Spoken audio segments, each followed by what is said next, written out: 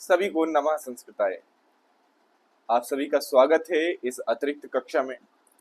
इस कक्षा में हम संवाद लेखन पर ध्यान देंगे। चूंकि संवाद लेखन की एक अतिरिक्त कक्षा की आवश्यकता आप सभी को थी, ऐसा मुझे लगा, तो ये कक्षा आप सभी को मैं दे रहा हूं। संवाद लेखन आपकी परीक्षा के लिए भी बड़ा महत्वपूर्ण है। इस कक्षा में हम कितने संवाद लेखन देखेंगे? तो हम इस कक्षा में इन 6 संवाद लेखनों में से ही कोई 3 संवाद लेखन देखेंगे कि हमें क्या क्या चीजें ध्यान रखनी चाहिए जिससे संवाद लेखन में हमसे गलतियां ना हो। तो आप सभी इसके लिए तैयार हो जाएं। अपनी पुस्तक का, कक्षा 8वीं के जो विद्यार्थी हैं वे अपनी पुस्तक का पेज नंबर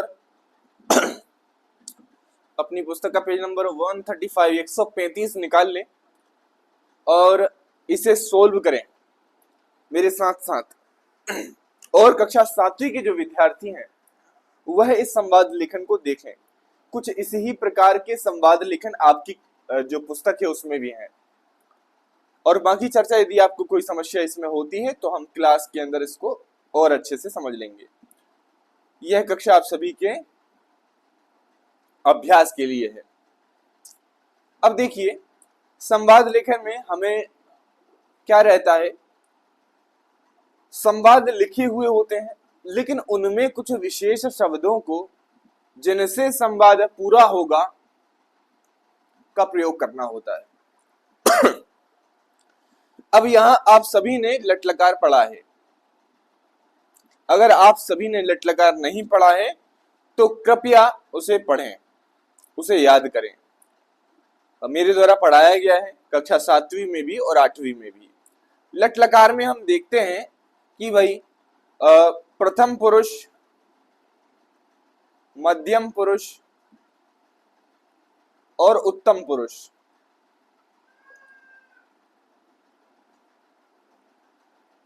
एक वचन, द्विवचन और बहुवचन।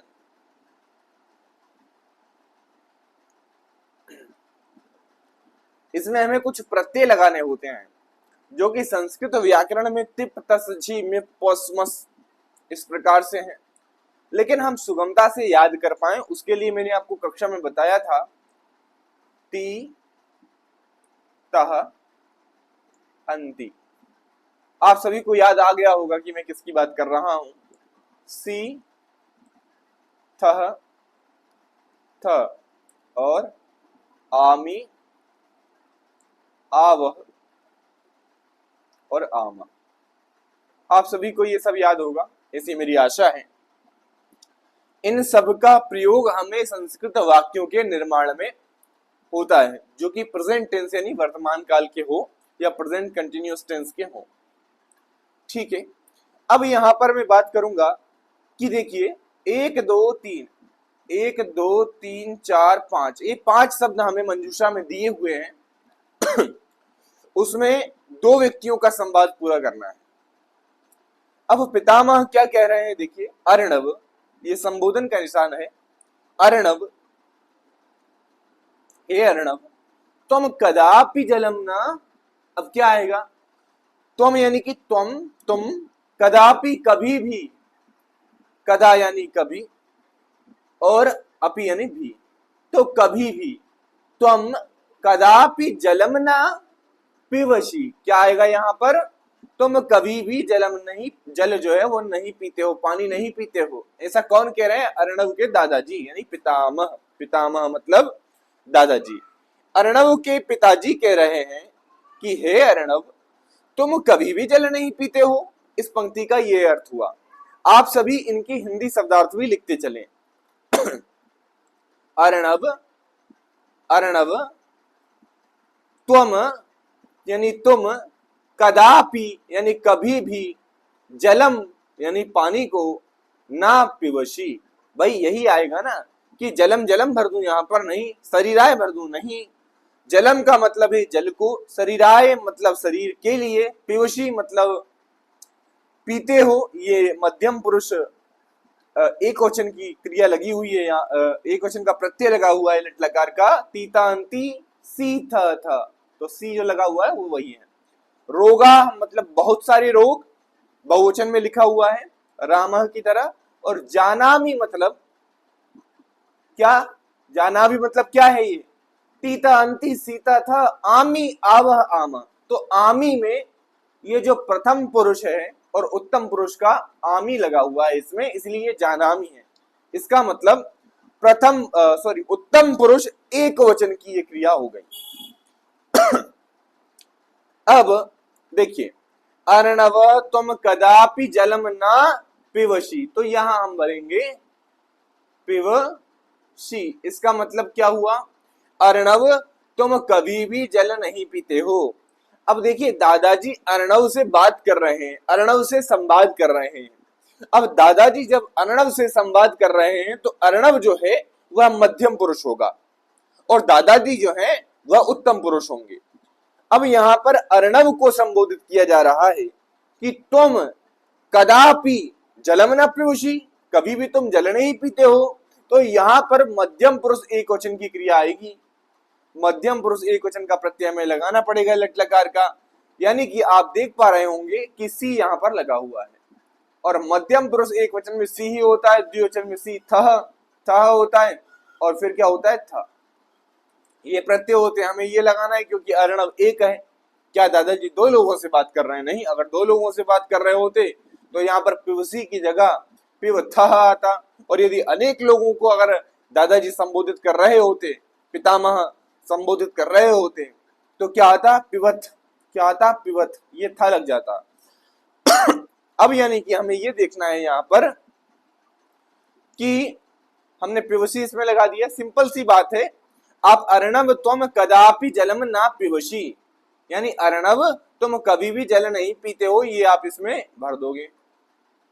तो ये आप अपनी कॉपी किताब जो है आपकी ई दिव्यम उसमें भर लें, 8वीं वाले।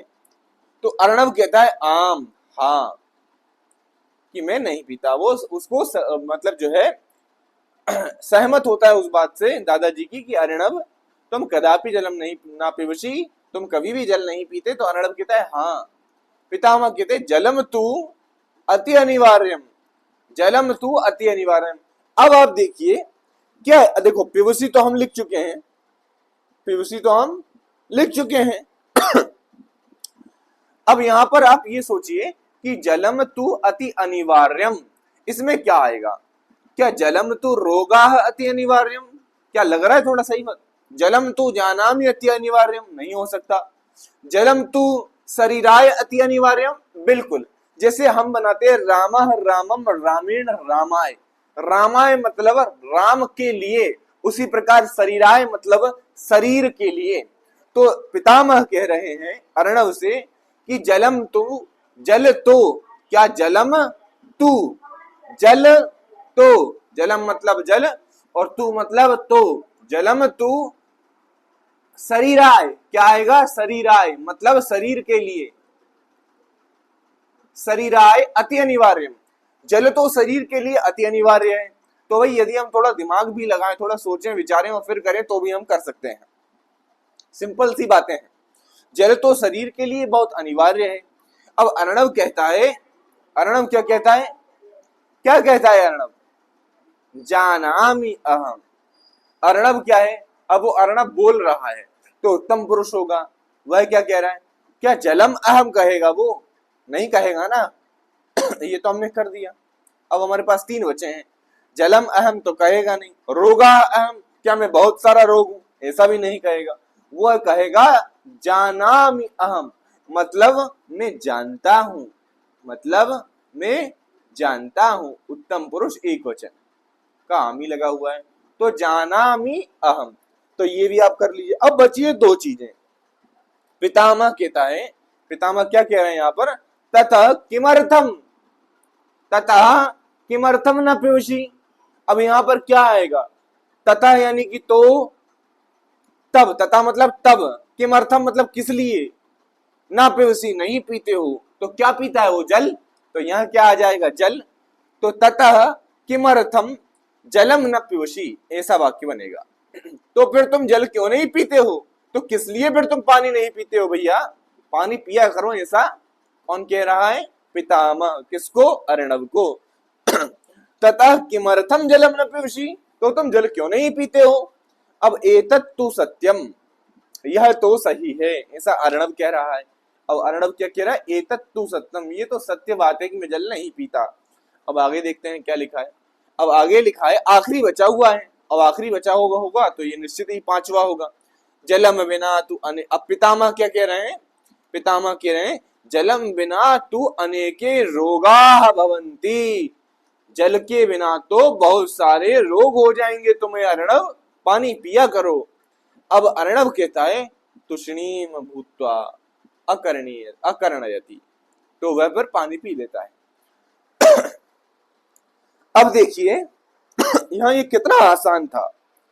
पिबसि शरीराय जानामि जलम रोगा, थोड़ा विचार करना है, आप आसानी से बहुत अच्छा कर पाएंगे।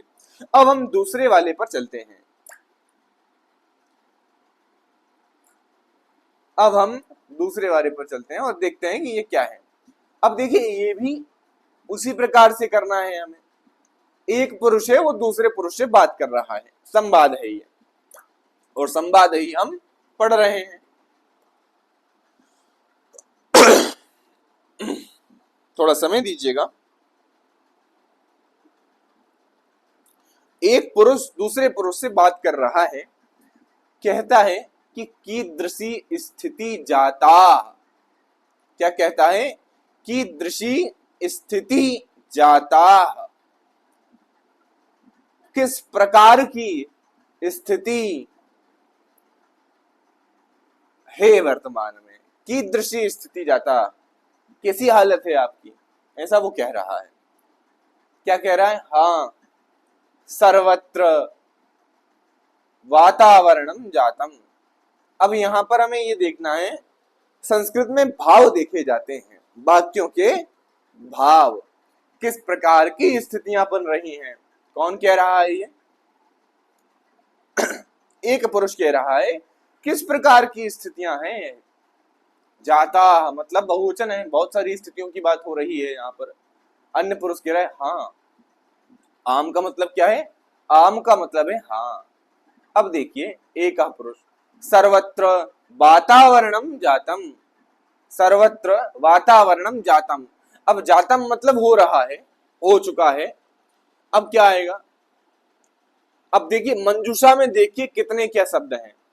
भविष्यति, नैतिकताया, मिलित्वा, हिंसाया, स्वार्थिनः, इस प्रकार के हैं। अब पूरे इसको हम पढ़ेंगे। मान लीजिए परीक्षा में हमारे लिए कोई नई चीज मिल गई तो हम उसको समझने के लिए पहले पूरे उसको पढ़ेंगे, है ना। कीदृशी स्थिति जाता आम, सर्वत्र खालिस्थान वातावरणम जातम, जनाः तु स्वमूल्यम विस्मृतम एव, एषः एव देशः यत्र सर्वे खालिस्थान वसन्ति स्म। अच्छा ठीक है।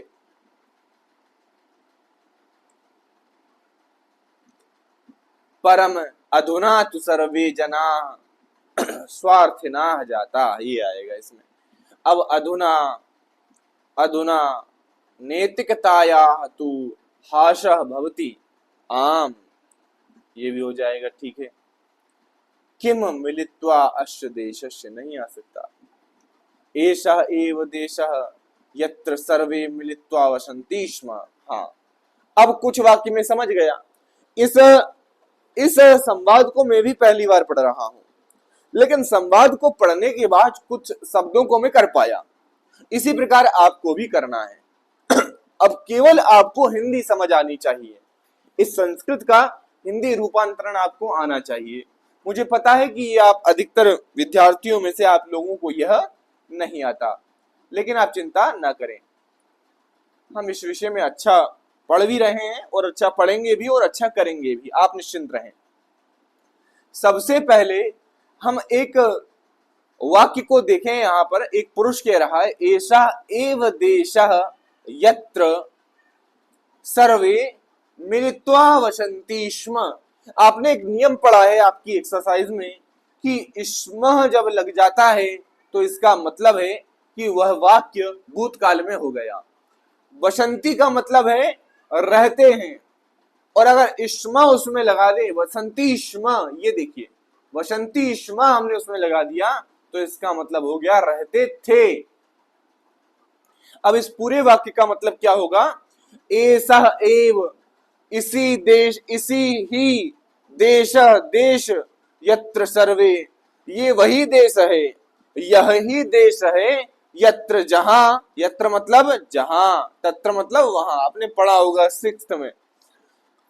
ऐसा मतलब यह ही देश है, ऐसा एव देशा, ही मतलब ही, यह ही देश है जहां, यत्र मतलब जहां, सर्वे सभी लोग, सर्वा सर्वम सर्वे सर्वाणी, इस प्रकार से होता है, जहां सर्वे सभी, मिलित्वा मिलकर, वसंतीष्म मिलकर रहते थे। तो क्या आ जाएगा, मिलित्वा। यहां पर क्या आ जाएगा, दूसरे वाले में क्या आ जाएगा, मिलित्वा, यहां लिखिए मिलित्वा। अब इस सेंटेंस का मतलब होगा ये वही देश है जहां सब लोग मिलकर रहते थे। इतना आपने कर लिया। अब अब कितने बचे, हम जैसे जैसे सोल्व करते जा रहे हैं, हमारी जो संवाद लेखन का जो प्रक्रिया, जैसे इसमें 5 हमें फिल करने हैं, 5 चीजें भरनी है, 5 शब्दों को भरना है और वाक्य पूरे करने हैं। हमने एक वाक्य में भर दिया, यह ऐसा ऐसा एव देशा यत्र सर्वे मिलित्वा, जहां सभी जो है मिलकर रहते थे, मिलकर रहते थे। तो यहां क्या आ जाएगा, मिलित्वा। अब परम अधुना तु सर्वे जना, अधुना तु सर्वे जना स्वार्थिनः जाता, क्या आना चाहिए, स्वार्थिनः जाता। तो तीसरे में क्या आ जाएगा, स्वार्थिनः। ये आप अपनी पुस्तक में भरते जाइए।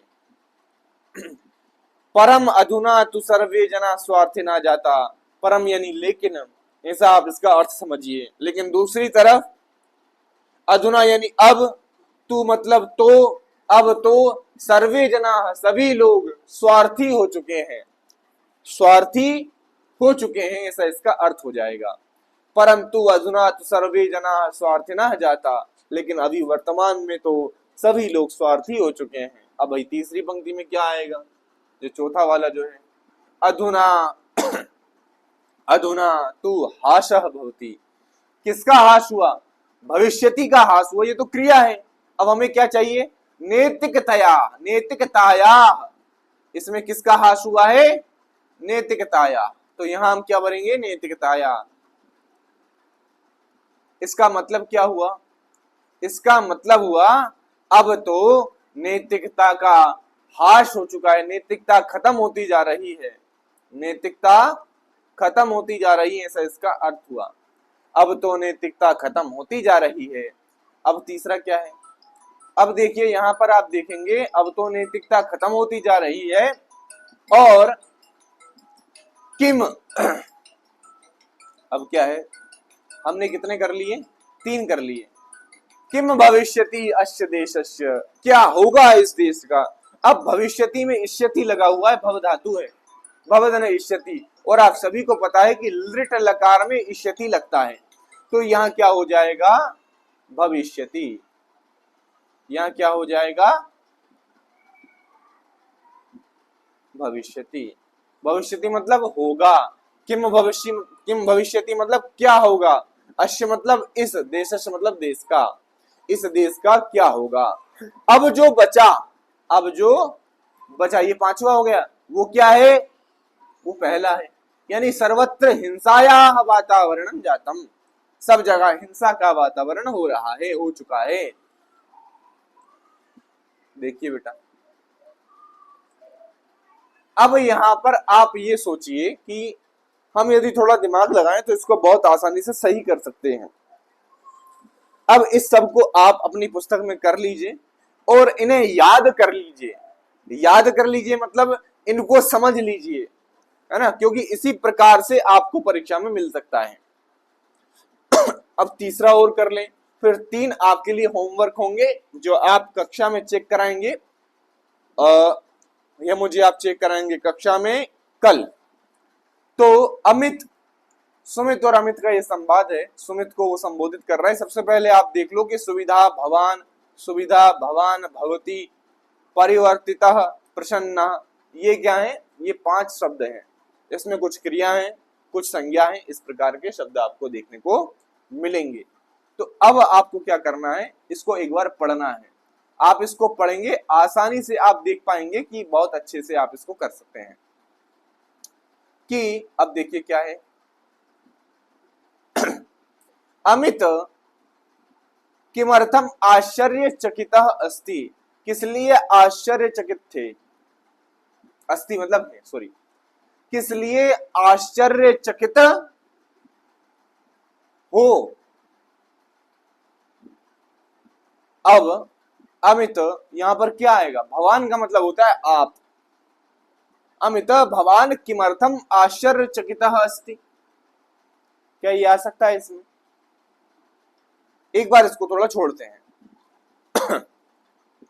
दिल्ली प्रदेश तु पूर्व रूपेण, दिल्ली प्रदेश तु पूर्ण रूपेण, क्या लिखा है? पूर्ण रूपेण परिवर्तिता एव, दिल्ली प्रदेश तो पूर्ण रूप से परिवर्तित हो चुका है। ये तो मैं अभी अपना करके देख रहा हूं कि क्या ये सही रहेगा। मुझे लग रहा है कि पहले वाले में आना चाहिए क्या? भवान, दूसरे वाले में आना चाहिए परिवर्तित, और तीसरे वाले में क्या आना चाहिए? अब देखते हैं। अधुना तु एषा प्रदेश विदेशात अपि सुंदरः भवति, तीसरे में आना चाहिए भवति।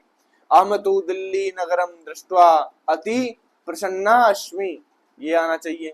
अब अधुना तु अत्र अपि सर्वा सुविधा सन्ति, बिल्कुल मैं जो सोच रहा हूं वो सही है। तो सबसे पहले हम भरेंगे अमित भवान, अमित भवान मतलब आप।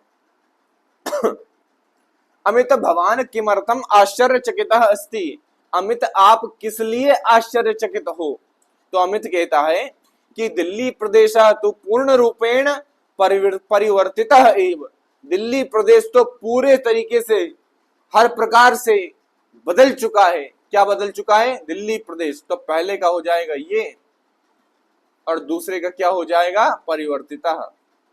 तो यहां हम लिखेंगे परिवर्तितः,